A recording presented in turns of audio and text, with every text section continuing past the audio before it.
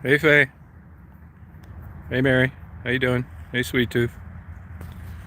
This is Daisy Day today. She's been running around the mud for 45 minutes.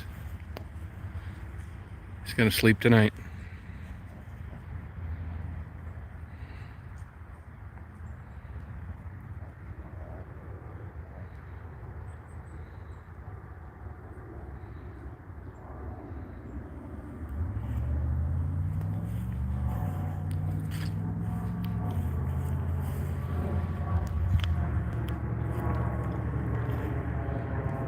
I'm in Willow Park.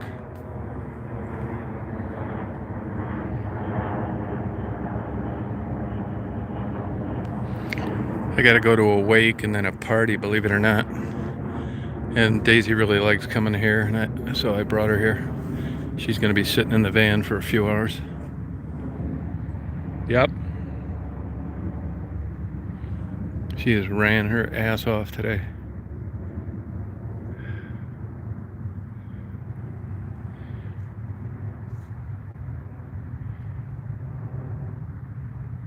Oh, good for you. Yeah, it's supposed to rain and high winds, I guess. It got cloudy about an hour ago, but up to then it was a beautiful sunshiny day. Still nice though. I mean, this is still a weird December, at least up where I'm at. Uh, we got a legit December. I mean, look at this. Birds are all out, green grass. What the hell's going on here? No ice. When I was a kid, we would be skating by Thanksgiving on this river. Not here, down further. No, it's a buddy of mine, pilot I know that died. Jamie, I doubt that they'll have a wake and a funeral like that. I could be wrong, but generally, there's not a lot of money around. They're estranged from their family. It's a kind of bare bones deal.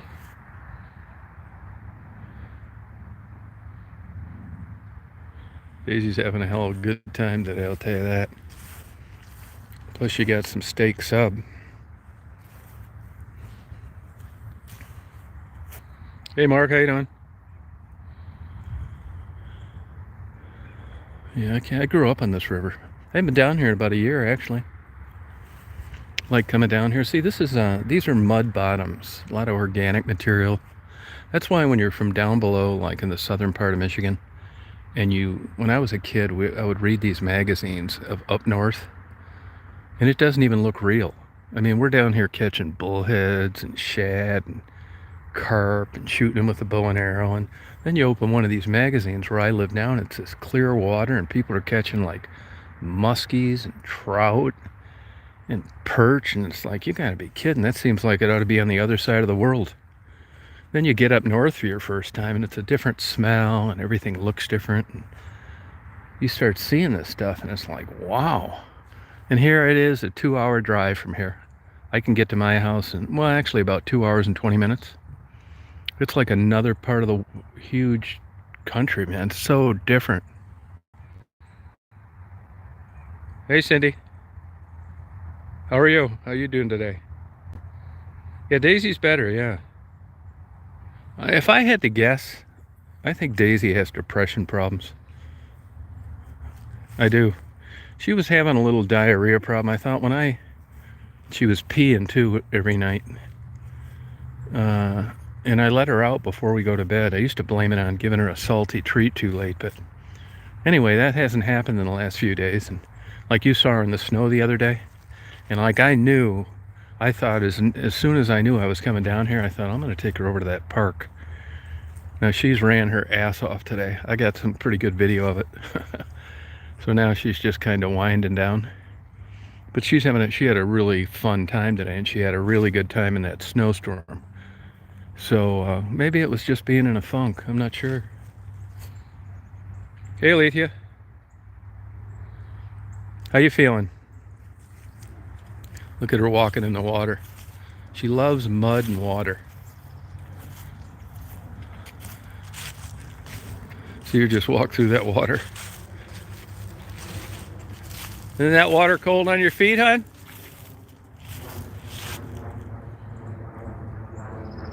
No, she's not. No, she seems back to normal now. Yeah, she seems back to normal. Hey, Eric Old, how you doing down here at the park? How you feeling? Did you get any kind of surgery? I'm doing all right. Hey, Pug, how you doing? Yeah, tonight I have to. I came down here to go to this wake and uh, a party. Believe it or not, there was a place that I used to. Well, I moved up to Ypsilanti in '77. I figured I'd finish out this 4-year college bullshit. And as soon as I did, I always liked airports and airplanes, and I go out there and watch the planes, and you get to know people. Then I ended up getting a couple of my own airplanes, and the place that worked on them, I got to know them well. I knew that when they were struggling, like in '78, '79, before I could afford any of that stuff. And I've kept in touch with them over the years. The one guy died. And I used to go to the Christmas parties, not that much. I'm really not that much of a party guy. Well, anyway, long story short, here this pilot died. I went to Thanksgiving at a retired Delta pilot's house. So I'm kind of like getting in better touch with these people than I had been. And I spent a lot of time there for, geez, probably a good, let's see, 15 years. And I talked to the owner the other day, and he said that he thinks that's the last party they're going to have. That he wants to get out of the business. General aviation's dead anyway. So I know there's going to be some people I haven't seen in a while. This wake was happening. That's why I'm here.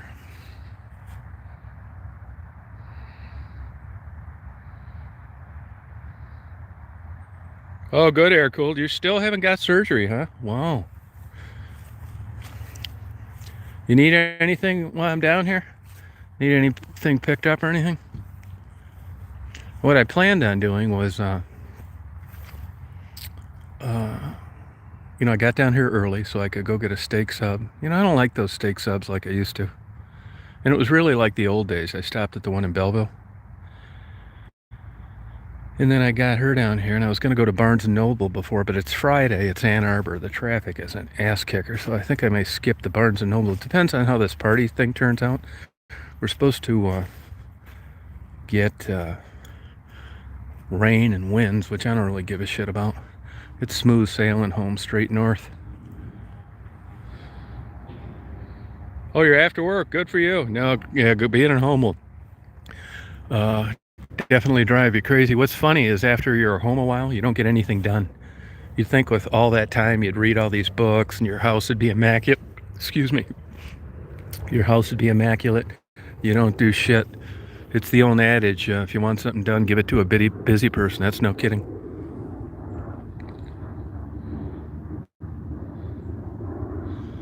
Yeah, Daisy loves this place. I'll tell you, I've had quite a few dogs that I've taken out here.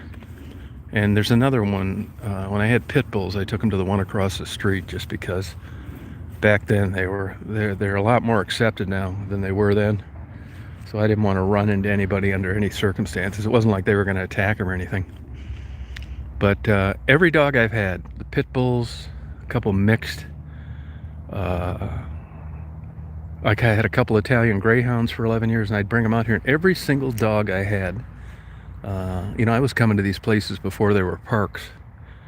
Absolutely loves this place. And I think it's because, particularly the greyhounds, they get out and they see this wide open space.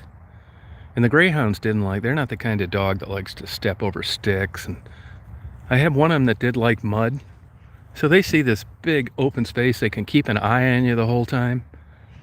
It's just total fun for a dog. Wide open spaces. All my dogs love this place, and Daisy's no exception. And for some reason, she always goes over on the side of the ski run and smells around. I think there's a bunch of stuff living in there. I'm just thankful this place got turned into parks. Hey, Philip.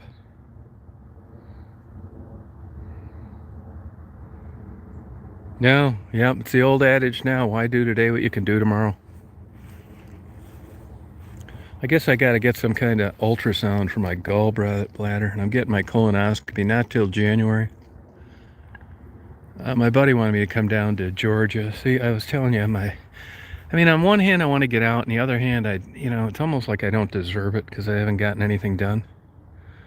So I'm right at the 50-yard line. Do I just go ahead and spring for a new set of snow tires and just stay in Michigan this winter? Go up to Houghton, Hancock, Marquette, get some video winter storms on the Lake Superior?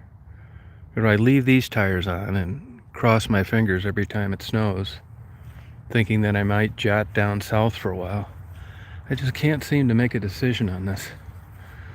I got this ultrasound about a week or so, and then this colonoscopy thing January 8th, so I don't know what I'm going to do. It's all spur of the moment. No snow. Yeah, it's no snow down here. You can see where there's some places that are frozen.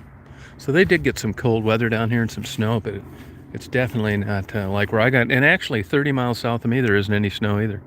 You can see where there's been some, here and there, but nothing like what we got. And we really don't have that much either. I mean, these snowstorms compared to the old days are nothing.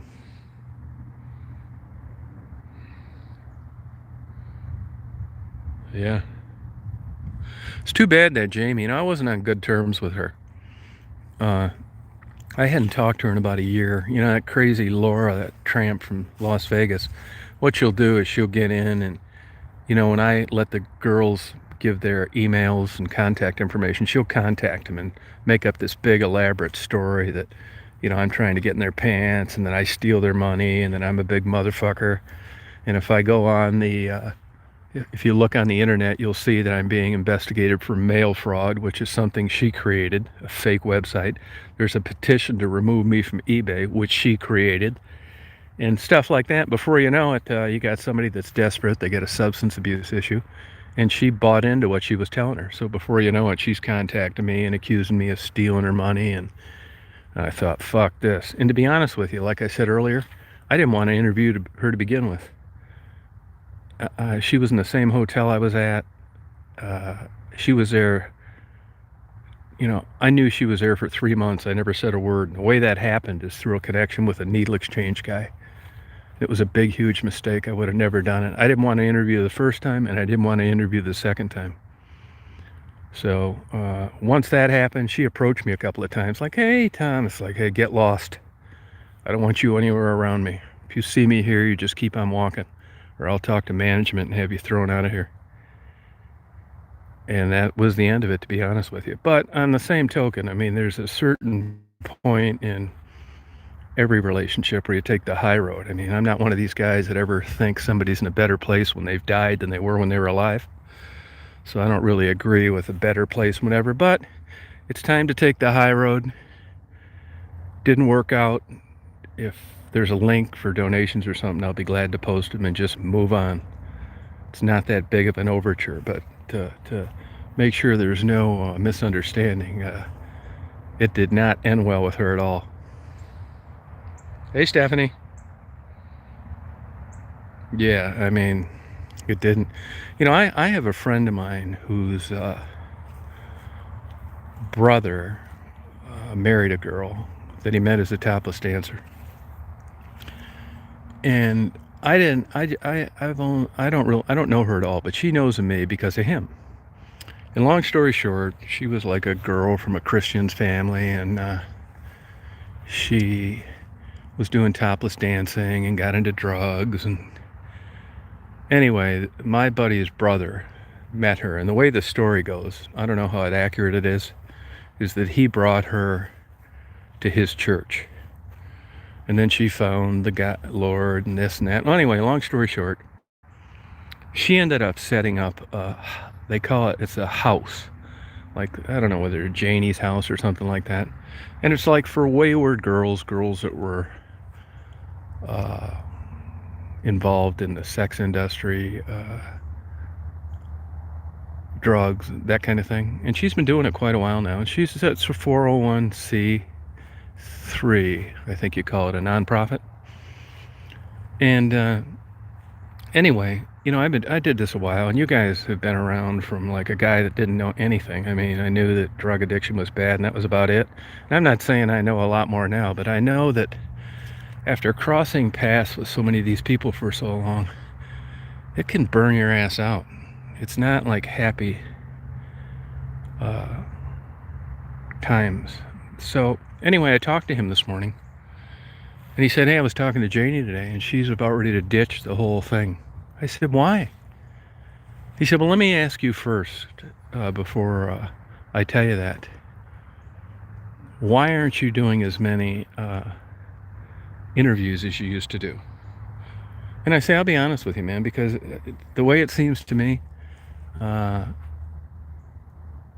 you got ignorant, naive people like me and maybe her, and you automatically think this is just like breathing or getting up in the morning and putting your shoes on, that the reason there's so many people out there is because of a bad upbringing, a genetic predisposition, bad luck, and the only thing they're lacking is someone that's been luckier than they have been, and that maybe they just need a little help, and that once they get on track and you can help them financially and you can point them in the right direction, that, and I'm exaggerating, they can be Betty Crocker and drive a minivan and take two beautiful children to soccer practice, and the world's going to be great, and that you did a good deed in the sense that it could have been you, it wasn't, it was them, and life lives happily ever after. But if you ask me that today like he did, the truth of the matter is, even like when I talked to this producer, Dr. Phil, last week, they don't even send anybody to rehab anymore.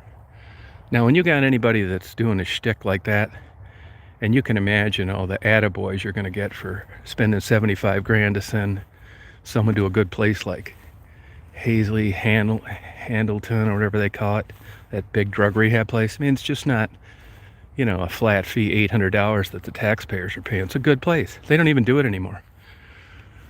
So what I said was, hey, look, what I'm beginning to realize now is there's a bunch of people out there that, for whatever reason, get into this lifestyle, and you can argue it a million ways, and you can blame it on things, because when you see the situation you're in there, why would anybody get in that lifestyle if they could help it? I mean, it seems like they could, but they didn't. And then you run into people like Rebecca that has no plans at all on leaving it, and Maddie, it doesn't seem like she wants to go anywhere either. And I've realized that, at least in the experience that I've had, that there's nothing that I'm going to do for these people. And that this pie in the sky, bringing them warm socks and cans of chili and cigarette money and mandarin oranges is just spinning your wheels. It's a warm and fuzzy, people want to send you money. They think like I do. You want to be part of helping someone in need. But this is different. This isn't like cleaning cages at a local kennel or going over to an old person's house that doesn't have a spouse anymore that needs some company. This is like a facet of human beings that has a 97% hopeless rate. And you don't think that at the beginning. I didn't. And I'm hanging in there with some people that I've known from the beginning. But I've realized that in a lot of ways, I don't want to do this. I don't want to be associated with spinning my wheels and having it broke off my ass one way or the other through being lied to, disappointed, finding the clothes that I gave them in the garbage, finding out they sold the food cards. So I'm not complaining like anything. A marriage, dating, a job. You don't know anything until you get into it. When I got into aviation, I thought, well, maybe I could do something like maybe be a pilot for a living. And then I realized, you know what? I don't really like this shit this much. I mean, I like taking people for rides and flying over the woods and going and landing in a field and getting a hamburger in Ohio. But I don't want to be at airports and all this bullshit up at 40,000 feet, bored out of your mind till you get to LA. So I don't think this has been any different than anything else that I either chose to pursue or chose to ignore. But I think I said at the beginning that there was nothing in it for me, which I've realized is false, because I thought that doing this, that there would be more plus side. Not that I would feel good about myself, but just there'd be more success stories. And actually, you see people like Tassie, the people that got out, I didn't have anything to do with it. I didn't have one bit to do with anybody getting out. They all got out on their own, the ones that have hung in there, and they contacted me after they did so. I take zero credit for any of this. Tassie, I'm 100% behind no matter what. Becky, 100% behind no matter what. Because I want that to be a good experience for them. And even if they get pissed at me someday and tell people I'm a big motherfucker, they know in their heart of hearts that they ran into a stranger on the street they can count on. And all you got to do is delve into Tassie's background a little bit to realize that she deserves some kind of special award for still being alive. So with them, I give her free pass too. I wish the best for Maddie, I do. But I've realized that I could take 10,000 socks down there and 18 million cans of chili and some cigarette money and a gyro and whatever other thing it is that they like to eat, and I'm not going to have anything to do with that. And after a while, it just gets to you. I feel so bad for these parents because, you know, it's your kid, it's your genes. I mean, you remember them in diapers sitting on Santa's lap, and now you got this to deal with. And just like I do, I can't imagine how I would feel about it if there was a genetic connection. If I had a wife and we still had a good marriage and these fucking kids turned out like this, it's like, it's hard to believe that there's something that you couldn't have done different. But I'm here to tell you, man, this is my 2 cents worth. I don't think you could have done anything different. Didn't have anything to do with you. There's just so many factors that led to this that did not involve your parenting. I mean, they're thinking if they'd have rubbed their belly more and read bedtime stories, maybe it would have had a different track. I don't think that now. I don't think it. So when you got places, you know, like Dr. Phil not bragging about sending people to rehab, admitting that they don't, guys like me that have done this, that have just had like, you know, I mean, you see the people. It's one damn person dead after another. Who wants to see young girls that you couldn't do shit about die? It's just, you know, I still get like frustrated that I couldn't do shit, and I realize now, as fucked up as this seems, I feel better about it now than I ever have. Because I was thinking, God damn, and then I think to myself, well, you got all these think tanks, all this rehab, all these churches, family members, benevolent groups. They're not doing shit. I mean, if human behavior can be figured out in addiction, why in the hell isn't the University of Michigan curing them all? Or the University of Detroit, or Wayne State, or Central, or Western? I'll tell you why. Same reason the parents couldn't do anything. Same reason I haven't been able to do shit. And the same reason that this girl, this woman that came from that background, is totally and completely burnt out of running this halfway house for the same type of people I've dealt with. She's had it. She's just burned out. So anyway, when he asked me, he said, well, how would you answer that question? What would you say the success rate is? I said, well, I didn't have anything to do with any. I'd say about 3%. And he said, thank you. And I said, why are you thanking me? He said, because she is so burned out, she can't stand it anymore. These women are relapsing, they're stealing, she's catching them lying all the time. They're swiping alarm clocks out of the damn house that she built so they could live. And she did the same thing we've all done. You tried to do a good deed. And I'm not saying that there's anything wrong with that and you should quit doing them. I'm just saying, moving forward, I mean, I think I would rather rehab injured squirrels and stuff like that, and feed feral cats. And, you know, I'm not even a cat guy, but, you know, mankind created this problem. Domesticating an animal, and they're out there starving to death. So when I go now and I see, hey, there's 4 feral cats out there, which I got in a fight last night, by the way. There's 4 feral cats out there. I'm gonna go. I've learned you can't buy the cheap food. It's a little bit of a disappointment, but nothing like drug addicts. They don't want the cheap food, and I kind of get a kick out of that. So I buy the best food I can buy. Big old fucking 40-pound bag. Big deal. What's the difference? 18 bucks a huge bag. So I go out there and I cut the top off. I see the cats scampering around. I dump 20 pounds of it on the road in front of my house, and I sit there and sip a dragon's milk and look out there and watch these stray cats come up there and gorge themselves on a good meal, and I think, fucking A.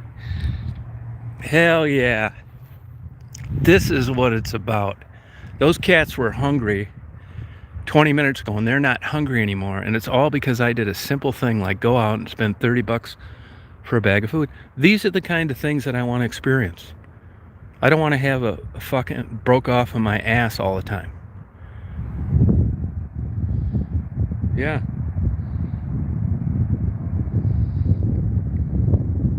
Yeah, I feel bad. You know, I'll tell you though, Glitter Girl, I don't really need you bringing up the obvious. I just blocked a couple people this morning because of their ignorant, stupid opinions on how old they think somebody looks or something like that. There's so many goddamn ignorant people on YouTube. It's unfucking believable. Half of them got goddamn channels now. Goddamn white trash fuckfest. These goddamn uncouth, low-life fucking slobs running their big mouths. Fuck no. No, I'm not really a cat guy, man. I help them when I can. You know, it's the same shit you do. You don't need to, you know, have a fucking 8x10 cat on your wall to feed them. You know what I'm saying? I'm not expecting not to have fucking dick cancer over this.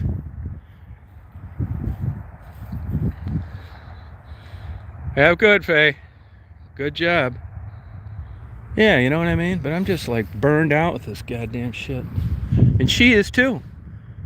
You know, she's been on TV and magazine articles, and she's just fucking had it. And this is, you know, another one of these Christian things. I'm not knocking it. I mean, good for you. But that's part of her shtick. Find God and fuck around here and quit doing this, quit doing that. And she's just as burnt out as the biggest fucking cynic in the world. Me.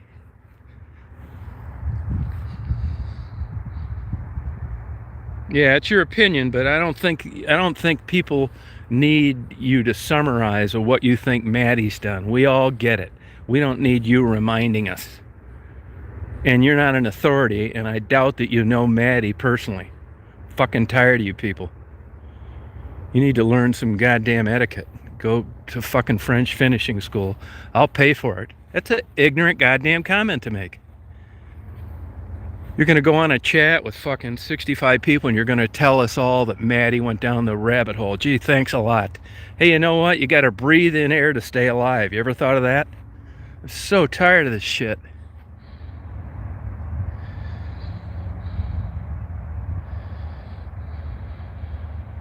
Well, I wouldn't, not through me, I wouldn't do it. You know, I still have, I haven't been down here in about a year.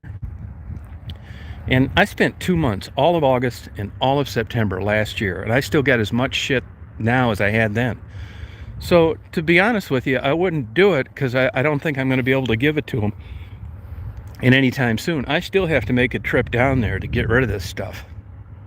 You know, I've already got about $5,000 into not being able to do it. I'm not complaining. You don't know that, but ever since COVID, things changed. I've had my own problems. It's unsafe down there, so I wouldn't know how you would get a Christmas card then, to be honest with you. Supposedly, Marguerite's got a boyfriend and doing well. I'm not really sure, but I have not.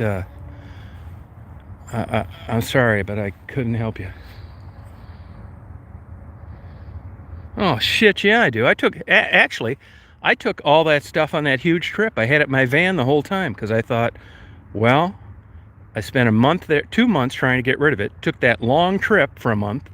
Came back, tried to get rid of it again. Nobody's out, nobody's around.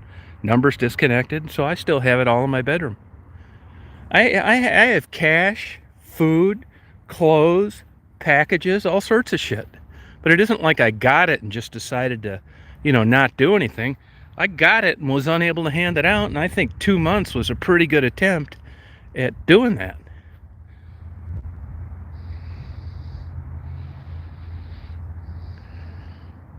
Yeah, well, I've never, like, if I've ever done anything like that, I always clear it with whoever who sent it, because I guarantee you, for somebody to take the trouble to, you know, buy things, package them, mail them to me, I'm not going to do that. I will, if I have to pay the postage myself and send it back, I will. But I still got cash. There's one lady, she sent from Canada, that sent $300. This is like probably a year and a half ago. I still got 95 of it. You know, I account for everything that people send. I still got 95 bucks to hand out. You wouldn't think handing cash out was a problem. Well, you know what? It was. I just wasn't running into people. And I guarantee you there's mail that's got cash in it sent to some of these people. Yeah.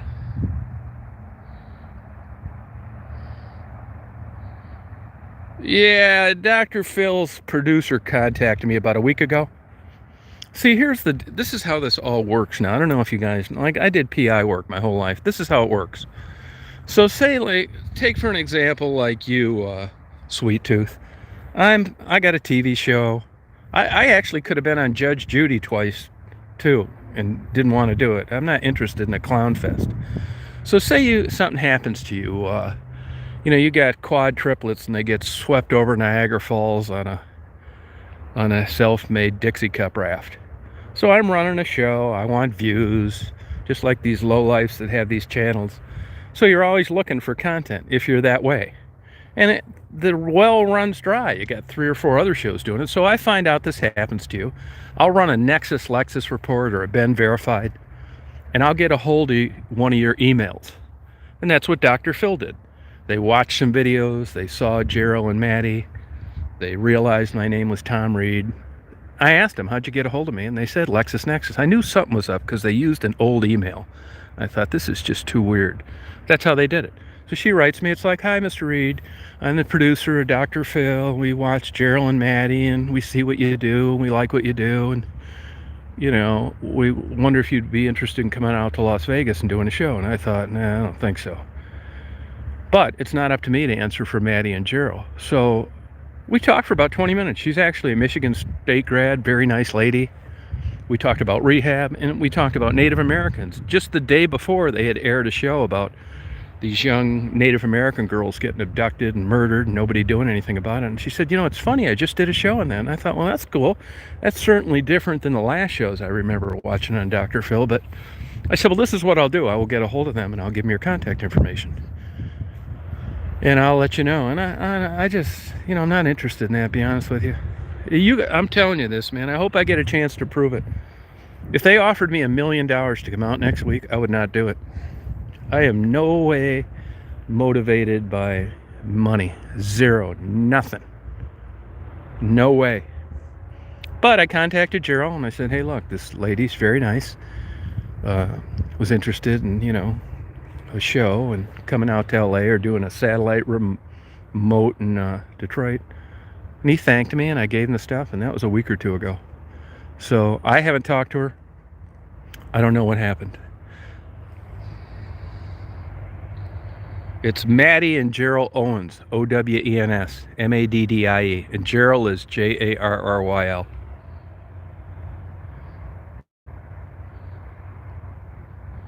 Yeah, I'm not no, evidently they did, and that's exactly right. Yeah. No, I'm not a Dr. Phil fan. Now, does that mean you couldn't go on there and get some? But here's the deal, Eric Gould. You're a smart guy. So you think about it, and you're young, and you're stupid, and, if I was 25 years old, I'd be thinking, man, this may turn into some pussy. But I'm an older guy now. I know how the world works. You're not going to trick me with a fake carrot. So when you think about it and you decide, why would I go on Dr. Phil's? There's nothing there. They already said they don't send people to rehab. Not that that's going to work anyway. So scratch that. Is it going to make me better? No. Is it going to get me more YouTube people? I could give 2 shits. I hope it gets me less. I don't want people joining my goddamn YouTube channel over this kind of silly shit and views and all this stupid stuff. So I don't care about it enhancing a YouTube channel. I don't need the money. It's probably not going to make them better. So when it's all said and done, why would I go out there? What good comes out of it other than a clown fest? And for all I know, this jack-off could come from around the curtain at any minute and say, oh, You're Tom Reed, huh?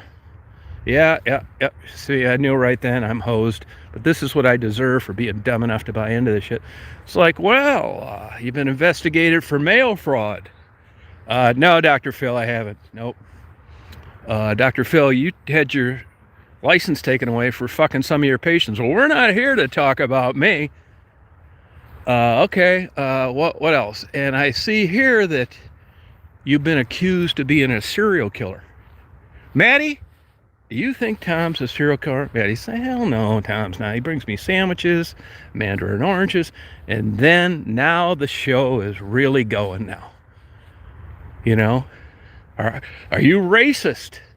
It's like, yeah, I figured I might as well get this over. Yeah, I'm a racist, yep. Deep down, I hate you, Gerald.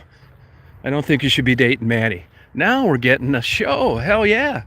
So when you think of like just going out there and the net worth of it benefiting anybody, it's hard to come up with anything other than zero.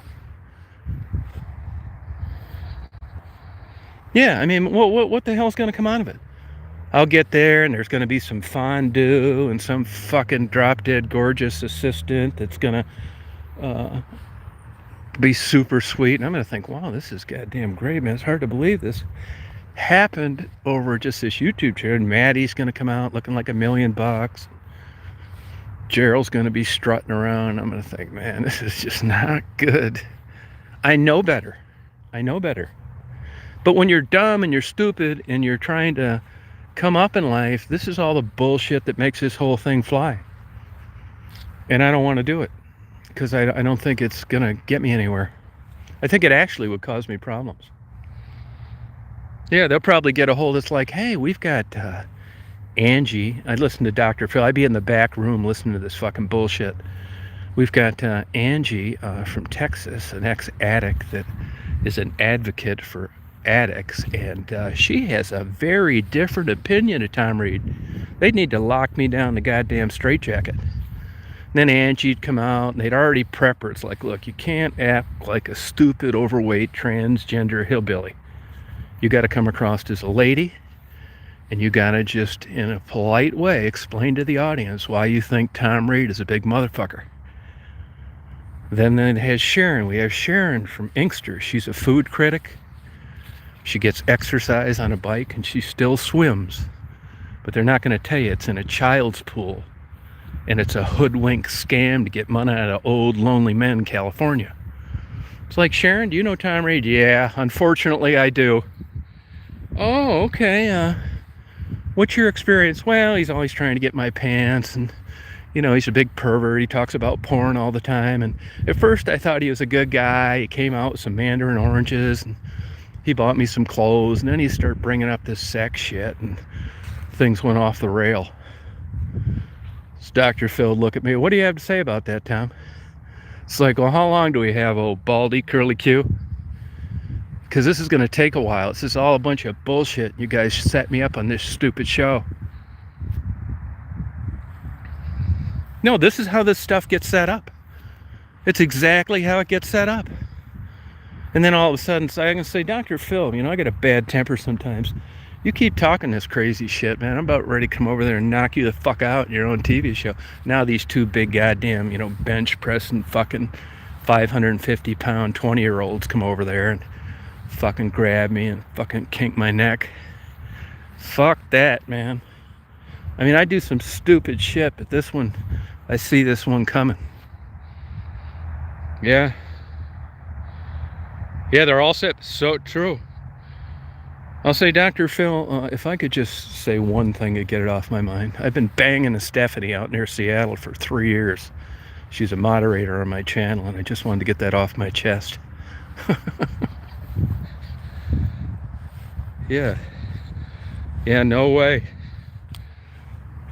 No way, man. And I'll tell you one thing. You know, you'll meet certain people in life that are just gifted at talking. I mean, I'm a cynical, paranoid son of a bitch, and this producer lady is so smooth. I'm telling you, man, she has got a real gift of like getting you to talk. I was actually thinking of going on the fucking thing after about 10 minutes. She's just a really smooth talker, and she was smart. She ran she ran really good interference. She said, I think that's really nice how you're going out there and helping these people. And I'm thinking, if this lady's this nice, what the fuck you doing on that show? So I already was suspicious, right? She said, well, I think I really like your nature videos. Oh, she about got me with that one. She said those waterfalls. And I said, you mean just like when I sit the camera and just let it run for an hour and don't do shit? She said, yeah, they're beautiful. It's like, oh, this lady fucking A, stroking this ego now. It's like, how much advance notice do I had to be out there? Yeah, no, so, I know better. That's all I got to say. Not doing it. I don't know what happened with them. I also told her, it's pretty difficult to take someone, an active person like that with those kind of issues, to travel. No ID. I mean, I just don't really. The realistic part of it, probability, I just thought was very low.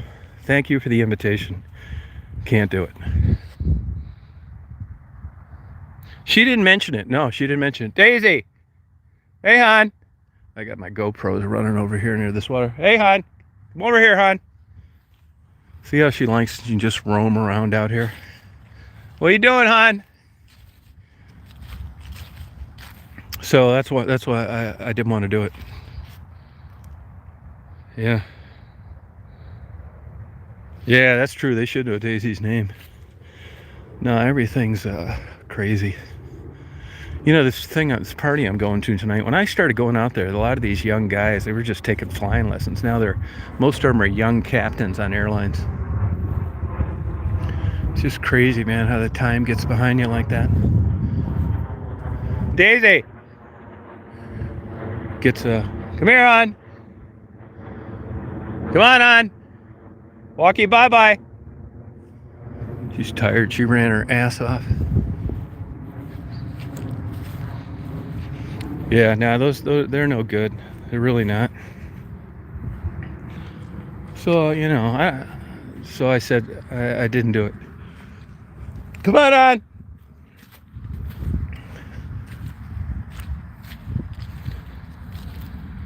Yeah, I used my Doka pole today and got a good video of her running around. Come on, hon. See, when you have her out here, you don't worry about her. It's nice. I get my GoPro cameras. I'm telling you guys, get a GoPro. It's fun. I videotaped this water. I know it's boring to most people. Nobody hardly watches them, but I like doing it. I'll watch it myself. I drink dragon's milk. Time flies. Yeah, you know what though? I mean, it's the same rate for everybody. So if your mind had the capacity to remember the time in an accurate way, you'd go crazy. So it went by the same speed for me as it did anybody else. So I don't feel bad about it or anything. Come on. See this tree right here? They tell you not to camp or be around trees while you're fishing. Here's a perfect example. I bet that's 100 pounds. It snapped off this tree. Yeah, that comes through your tent, man. You're going to be brain dead. I know 2 people that have got killed by falling branches, and both were camping. What are the chances of that? Come on.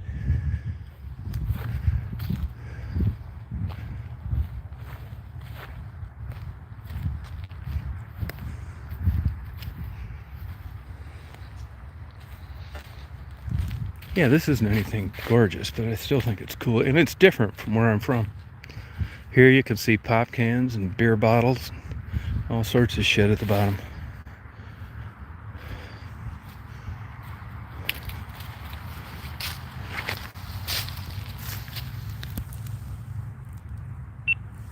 There's GoPro 1, like right there. See that can?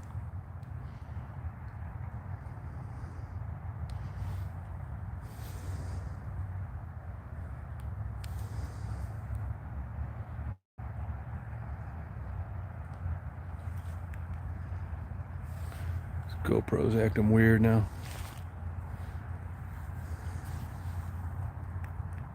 I don't know if I think this thing locked up at 206.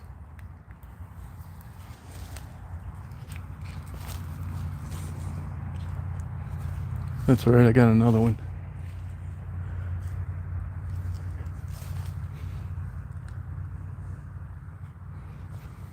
And I think this one quit working at 2:06. They're so weird, these GoPros.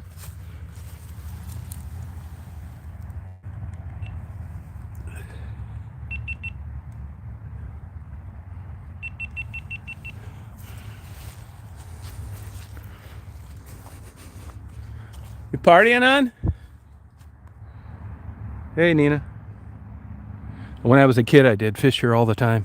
It's all like, you know, I mean, it's the kind of fish in this area, you know, a carp, bullheads, sunfish, bluegills. Nothing great.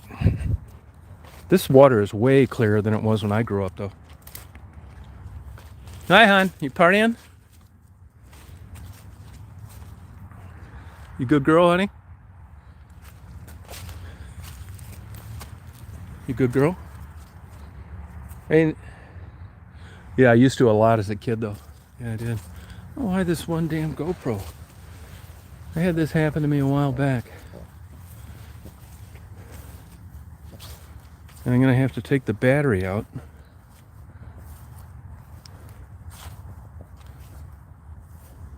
To get the goddamn thing to turn off.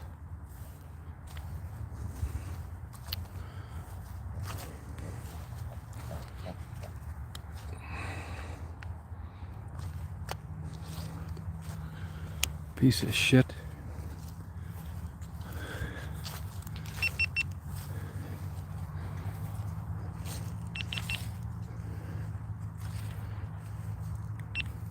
Yeah, see, it corrupts a file. SD card error. It's so weird.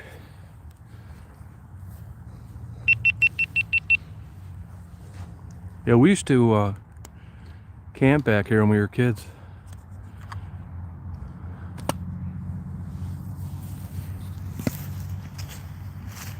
Like I said, I'm glad they made this into a park.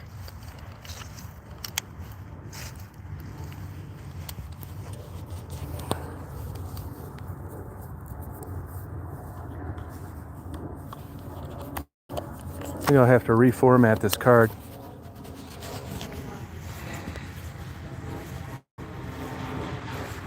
Yeah, I know you didn't like yours.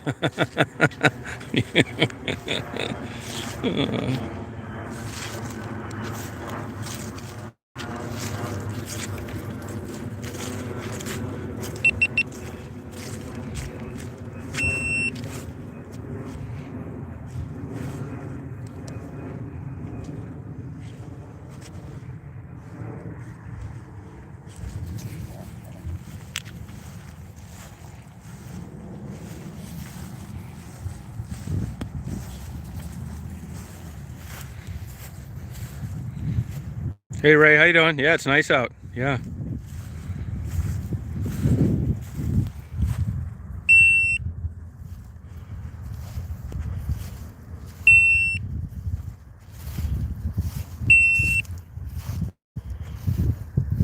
Yeah, see, it's wanting me to format this card. I hope it's not the good one I got at Daisy.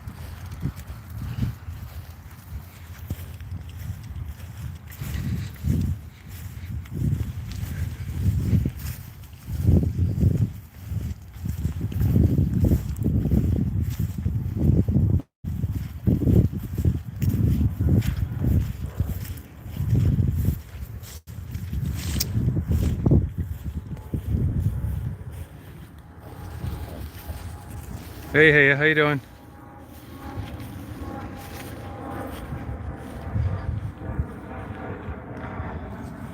Well, you guys, I think I'm going to sign off here because there's quite a lot of traffic right when I get on. So I'll try and get on later. Hope you guys have a good day today.